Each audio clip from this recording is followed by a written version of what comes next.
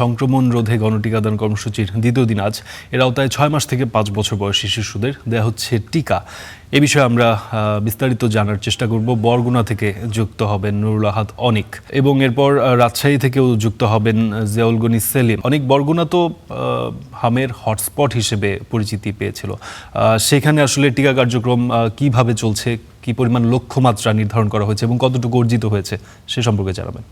ধন্যবাদ ফারদিন। গত ৫ এপ্রিল থেকে কিন্তু সারা দেশের ন্যায় বরগুনাতে হামের টিকাদান কর্মসূচি শুরু হয় এবং গতকাল থেকে কিন্তু সারা দেশে যে সবখানে যে সব উপজেলায় যে শুরু হয়েছে সেটাও কিন্তু শুরু হয়েছে। এই পর্যন্ত আমরা যতদূর স্বাস্থ্য বিভাগের সাথে কথা বলে জেনেছি, গতকালের তথ্য পর্যন্ত বরগুনায় প্রায় ৩০,০০০ শিশুকে হামের টিকা দেওয়া হয়েছে এবং আজকেও কিন্তু সকাল ৮টা থেকে বরগুনার সারা সমগ্র জেলায় বরগুনার সবকটি উপজেলার সবগুলো কেন্দ্রে কিন্তু এখন টিকা কর্মসূচি চলছে। আমি এই মুহূর্তে রয়েছি বরগুনা জেনারেল হাসপাতালে এবং এখানে যদি বলি যে এখানে কিন্তু শিশুদের নিয়ে আসছেন এবং অভিভাবকরা যারা চিকিৎসার জন্য আসছেন তারাও কিন্তু টিকা কর্মসূচিও একদিকে চলছে, অন্যদিকে অসুস্থ যে শিশুরা রয়েছে তাদের চিকিৎসার জন্য কিন্তু এখানে সবাই চলে এসেছেন। আপনাদেরকে একটি বিষয় জানাতে চাই, বরগুনার সদর হাসপাতালে কিন্তু এখন বর্তমানে হামের যে উপসর্গ নিয়ে যারা ভর্তি হচ্ছিলেন সেই রোগীর সংখ্যা কিন্তু অনেকটাই কমে এসেছে। আজ যে রিপোর্ট আমরা পেয়েছি সেই তথ্যে যদি জানাই, সেখানে আজ ১৩ জন ২৪ ঘন্টায় হাসপাতালটিতে ভর্তি রয়েছেন এবং ২৪ ঘন্টায় ভর্তি হয়েছেন মাত্র ৫ জন।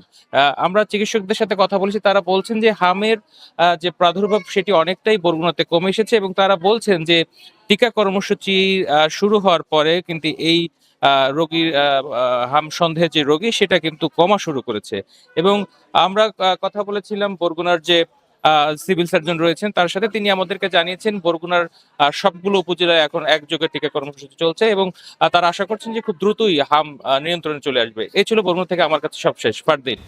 জি অনেক আপনাকে ধন্যবাদ। আমরা এবার রাজশাহীতে যুক্ত হতে চাই। জিয়াউল গনি সেলিম আমাদের সঙ্গে যুক্ত আছেন। সেলিম, কর্মবিরতি পালন করছেন রাজশাহী মেডিকেল কলেজ হাসপাতালের ইন্টার্ন চিকিৎসকরা, সেই ব্যাপারে কি তথ্য আছে আপনার কাছে?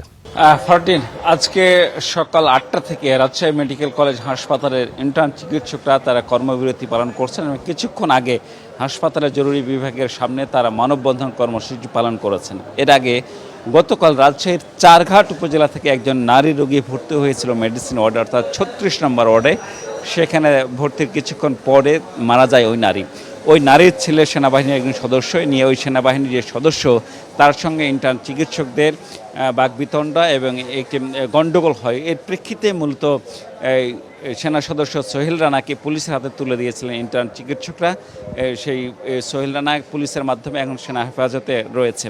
এই ঘটনার প্রতিবাদে ইন্টার্ন চিকিৎসকরা আজকে সকাল থেকে কর্মবিরতি পালন করছে এবং তারা বলছে ২৪ ঘন্টার মধ্যে এই ঘটনার দ্রুত সুরাহা না হলে তারা অনির্দিষ্টকালের কর্মবিরতিতে যাবেন বলে জানিয়েছেন। তারা ইতিমধ্যেই জানিয়েছেন যে তারা কাজে ফিরবেন না যতক্ষণ পর্যন্ত দোষীদের বিরুদ্ধে ব্যবস্থা না নেওয়া হবে। আমি হাসপাতাল কর্তৃপক্ষের সঙ্গে কথা বলছিলাম, তারা বলছেন যে জরুরি চিকিৎসা কার্যক্রম চলছে, যদিও ইন্টার্ন না থাকার কারণে চিকিৎসা সেবায় ব্যাহত হচ্ছে, তবে বিকল্প ব্যবস্থায় বিশেষ করে সিনিয়র যারা ডাক্তার আছেন, চিকিৎসক আছেন, তারা বিভিন্ন ওয়ার্ডে চিকিৎসা দিচ্ছেন, ফলে রোগীদের উপরে তেমন প্রভাব পড়েনি, এমনটাই দাবি করছেন হাসপাতাল কর্তৃপক্ষ। তা রাজশাহী থেকে ইন্টার্ন চিকিৎসকদের মানববন্ধন এবং কর্মবিরতির সর্বশেষ খবর ছিল আমার কাছে। জি সেলিম, পরিষ্কার। আপনাকে ধন্যবাদ আমাদের সঙ্গে যোগ দেওয়ার জন্য।